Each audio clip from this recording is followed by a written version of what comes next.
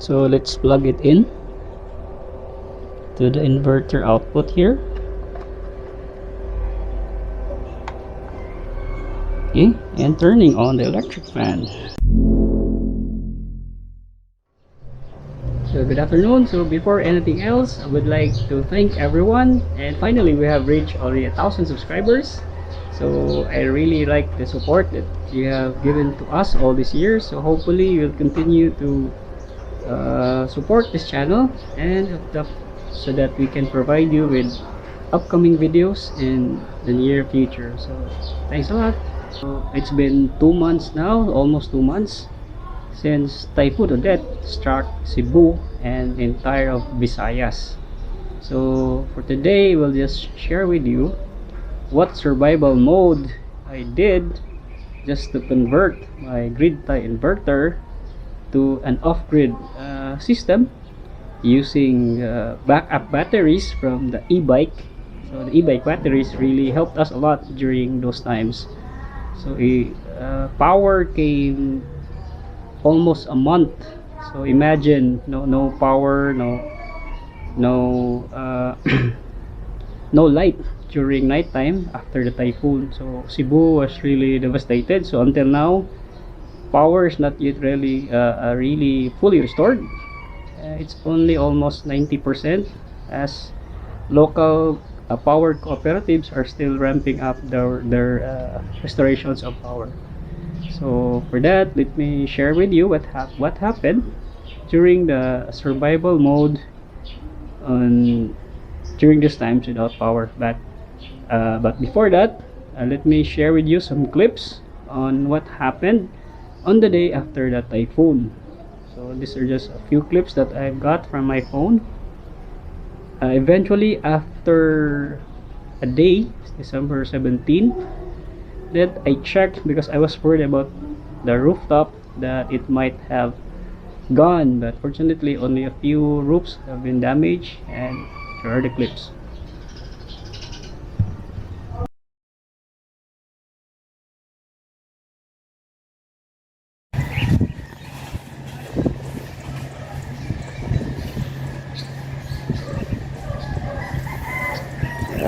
Ibihas bagyo.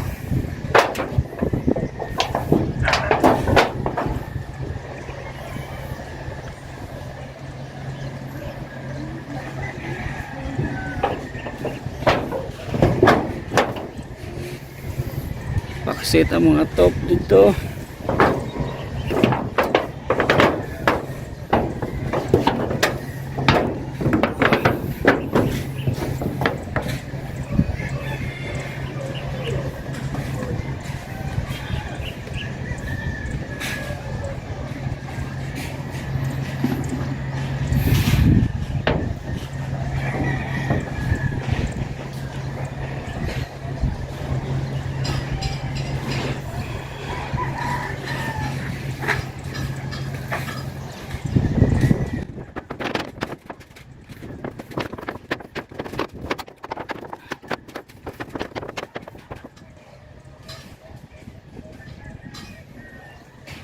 Salamat.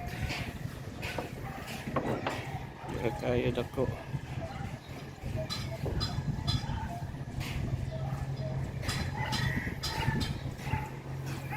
Yung silingan, tumba ang kahoy. Nangalukab ang atop.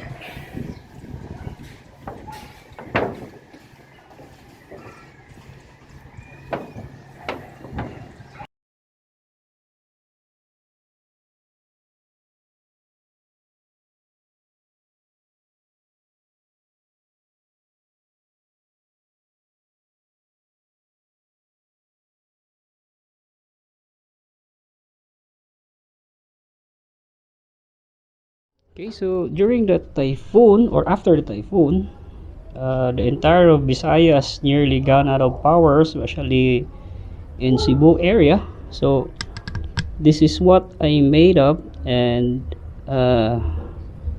came up with during those times.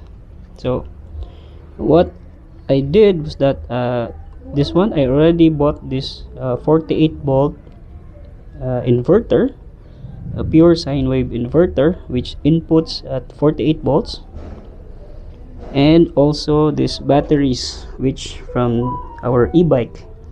So if you recall, I have two of them which I use for the conversion of the bikes. So one is for the road bike and the other one is for the mountain bike. So what I did was that I need to convert the DC power came from solar, which is from the solar panels, which is coming from the rooftop. Fortunately, the solar panels were okay, they were not damaged after the typhoon. So this is the setup that I made. So maybe later I'll just give you a simple diagram just to show you what is the connectivity for this. So let me just run through with the materials that I've used. So this one is the pure sine wave inverter, 48 volts input. We'll just tell you later why is it 48 volts. The other one is the step up DC converter. So this is a step up converter, so a minimum input voltage is 10 volts, then it could double it up to 24, 12 or 48 or something. So later I'll just show you what configuration it is.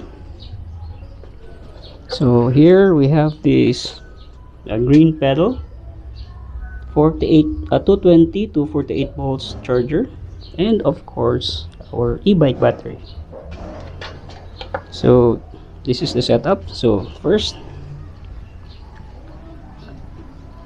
I disconnected the solar panels from the grid tie inverter, so here, and hook it up to the inverter here.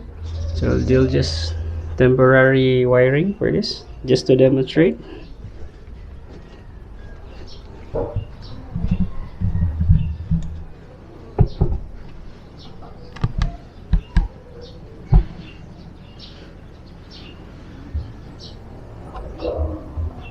So this is now live.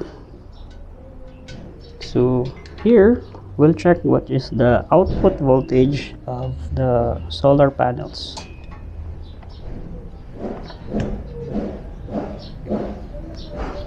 So these are heavy duty alligator clips, just this one. So let's turn on the meter, the voltmeter.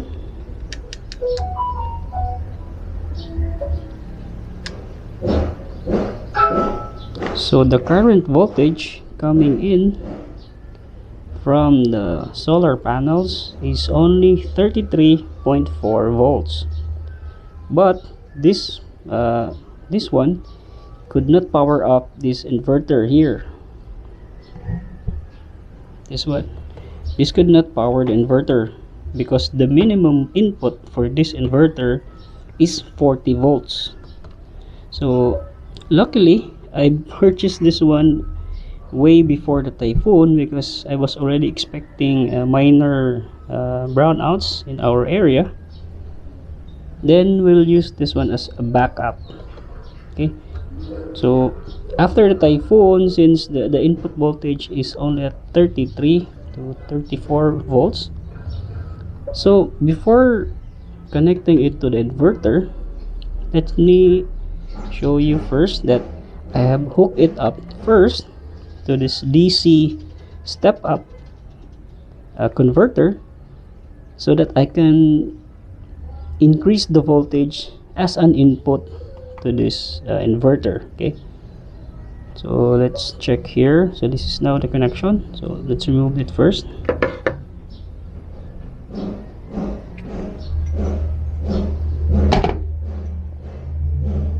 So remember, this is already live. So positive terminal to the positive terminal of the DC to DC step up converter. So a little spark.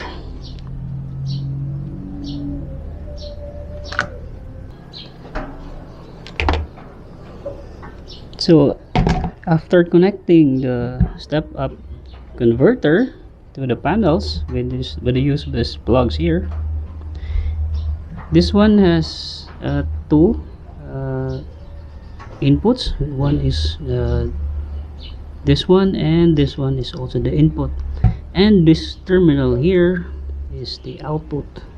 So from the output terminal, I just placed a wire here and connected it to this socket, and let's check on the voltage coming out from this one.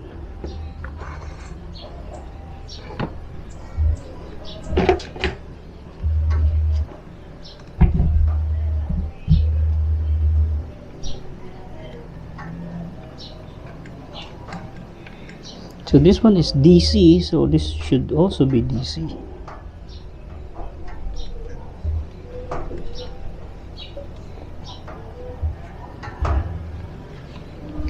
Okay, so here the output, it's still at 33 volts coming from the panels going to the converter. And because this is a step up converter, we can increase the voltage in here by just adjusting the knobs inside here. So let's see. So in here there are adjustment potentiometers here. So this one is for adjustment of the voltage, and the other one is the current. So for here, what we need to do is to adjust the voltage so that it would be capable to input the inverter. So let me just adjust it for you.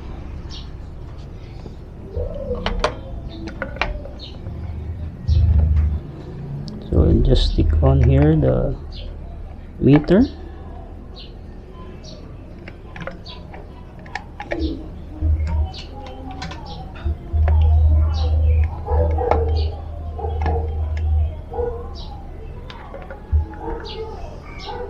Okay, so the meter is already in place and it is at 33 volts.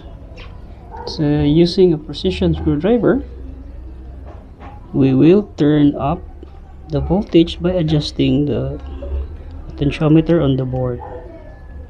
Okay, so hope you can see that.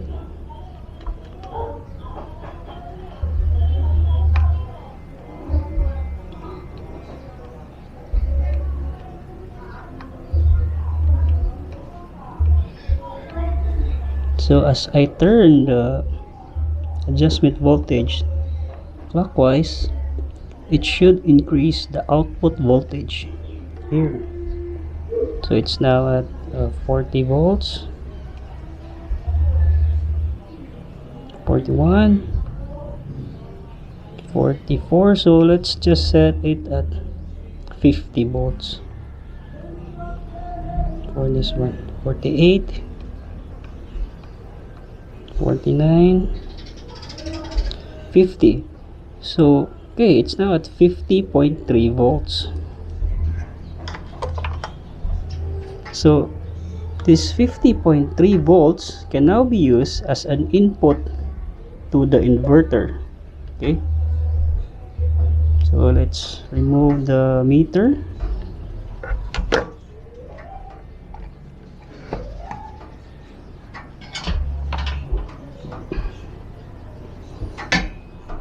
So as the input voltage of the meter is already at 50, so this is how it is being wired. So this one is the positive terminal of the inverter, the other one is the negative terminal. So for me to use the socket, I've also provisioned this plug here coming out from an AC plug. And since I wanted to make really it safe, that it would not be alternating, same as when you plug it in, you might have misconnected it here, but connecting the negative to the positive and the other way around. So I put in here a bridge rectifier diode, so that even if this one will be interchanged from positive to negative, the output of the bridge rectifier diode is always positive and negative. Okay, so let's plug it in and test if it would power up this inverter. So we can just plug it in here.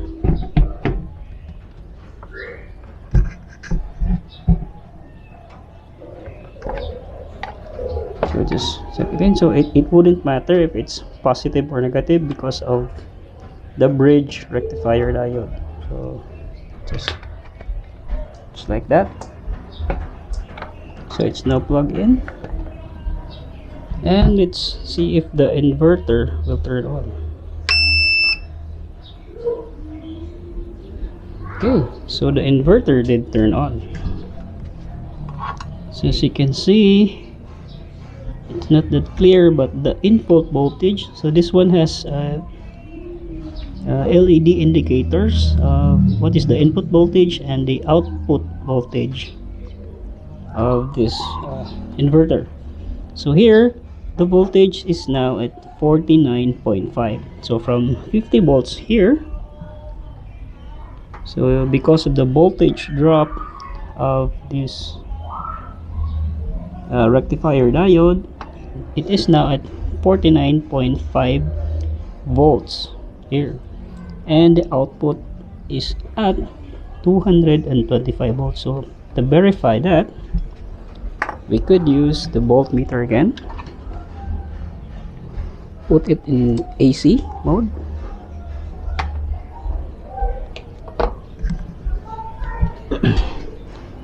and test it out from the AC output here.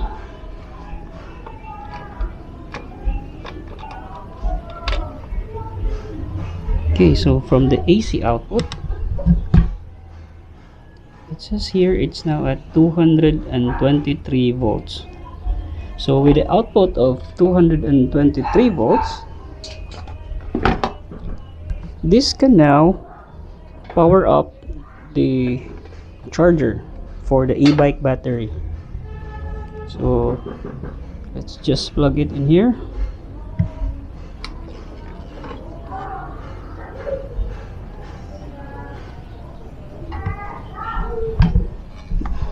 Okay, so the charger is already plugged in. Voltage is still at 49.2 and 225, and the charger is already green. So let's try to charge the battery here.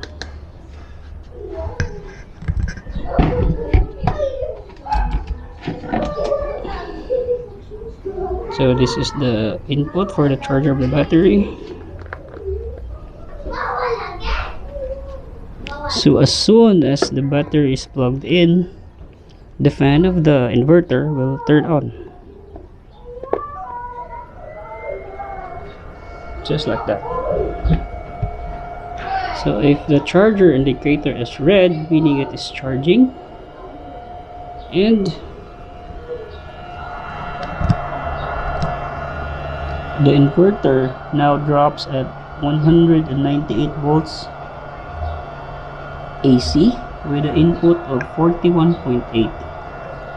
So the voltage drop is caused by low sunlight because the weather is really not that hot, and it's almost cloudy, some kind of cloudy. But still, this is what happened as a survival mode after the typhoon. So this was the setup.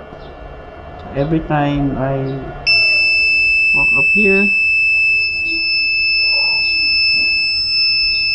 so if the sunlight is really low, then charging the battery is really heavy, so you just need to reset this one.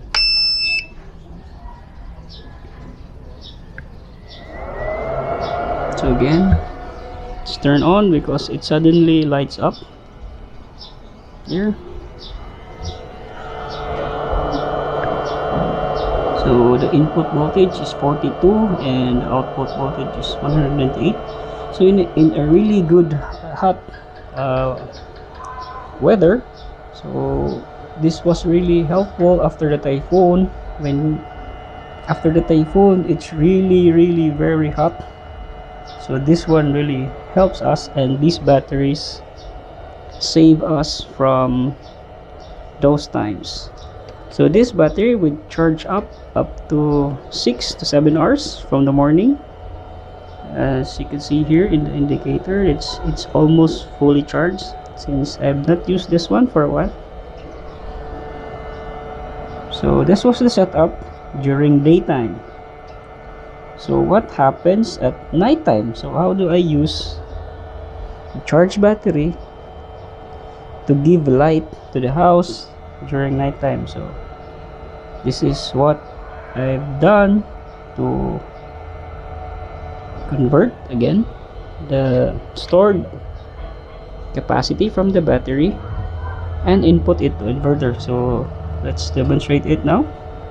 So let me just turn this thing off.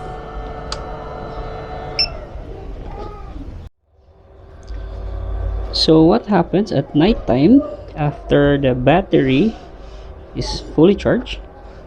So this one will now be used as an input to the inverter here. So what I did is that if you flip this one around here at the bottom, so at the bottom part of the batteries are the output terminals here. So since at full charge, this can now be the maximum, can reach the maximum voltage of about 52 volts. So let's check it here using the voltmeter. So this side here is the positive one, while the other one here is the negative.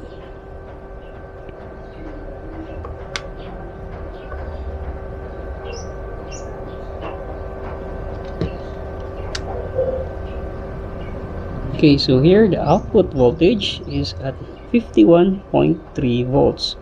So we can verify that once we use it as an input to the inverter.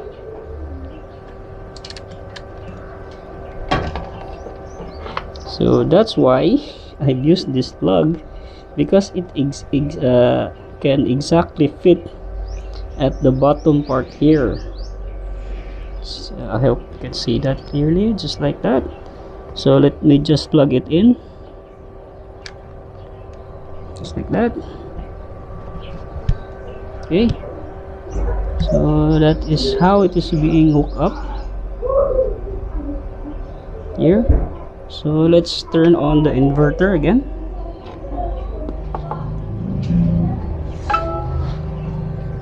So from the output of the battery to the input of the inverter, and turning this thing on. Okay, so it is at 50.5 volts at 227 volts. So to demonstrate if this really works over time, so to compute for the watt hours for this one, since this is a 17.5 amps of power, so computing it would be 48 volts times 17.5. So it could max out at 840 watt hours. So imagine that, 840 watt hours. So to demonstrate, so I have here 120 watt electric fan, 220 volts. So let's plug it in to the inverter output here. Okay, and turning on the electric fan.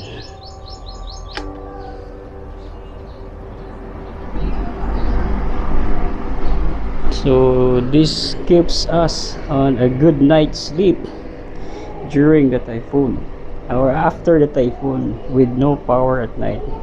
So by the use of this one, we were able to sleep in one room with the electric fan helping us out during nighttime, especially if it's very warm and you need some kind of comfort by the electric fan. So with this setup, this can also be used to light up the lights at the house. So from the output here of the inverter, I made a male to female, male to male output plug, and directly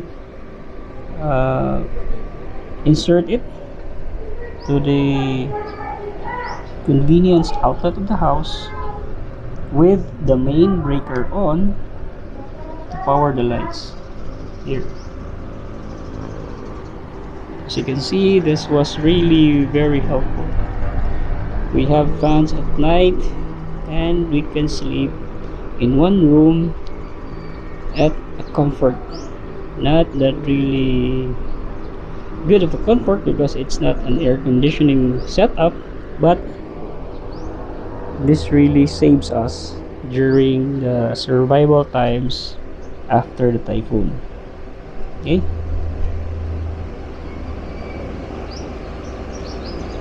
so that's it. Later I will maybe just provide a simple diagram of how it is being charged and how it is being discharged day in and day out. Nice. So that was it. So if you think that this video is helpful for you, then just give it a like and share with your friends. See you in the next one.